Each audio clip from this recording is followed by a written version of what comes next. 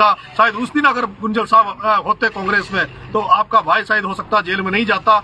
Jail में अगर चल भी जाता तो प्रहलाद गुंजल वो नाम है जिसके नाम से ही जेल के ताले टूट जाते। अगर प्रहलाद जी गुंजल साहब इस हाड़ौती में नेता बनते हैं, कांग्रेस को संभालते हैं, तो हमें पक्का विश्वास है कांग्रेस को भी एक नई दिशा मिलेगी, कांग्रेस को एक नई ऊर्जा मिलेगी और हाड़ौती में फिर से कांग्रेस का तिरंगा पूरी जिलों में फहराया जाएगा और आने वाले चुनाव में 17 की 17 सीटें कांग्रेस की जीतेगी।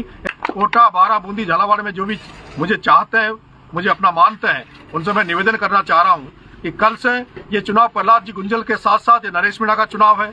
ये उस हर किसान के बेटों का चुनाव है जो खेती बाड़ी करते हैं, जो खेती से जुड़े हुए हैं, जो चाहते हैं, जिनके सपने हैं कि हम भी राजनीति में आकर हमारा भविष्य तलाशें। ऐसे उन सभी युवा साथियों का जो हमसे जुड़े हुए हैं, जो हमारे साथी हैं, उनसे आग्रह करूंगा कि आप सब कल कोटा पधारें। कल हम अपना एक अलग से कार्यालय डालेंगे।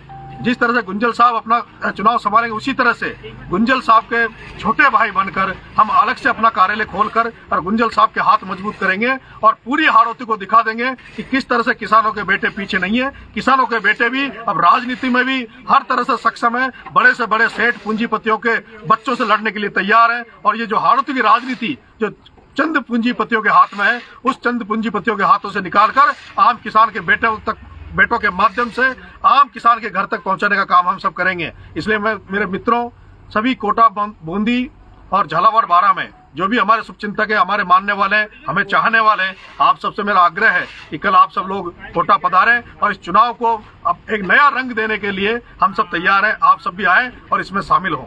मेरे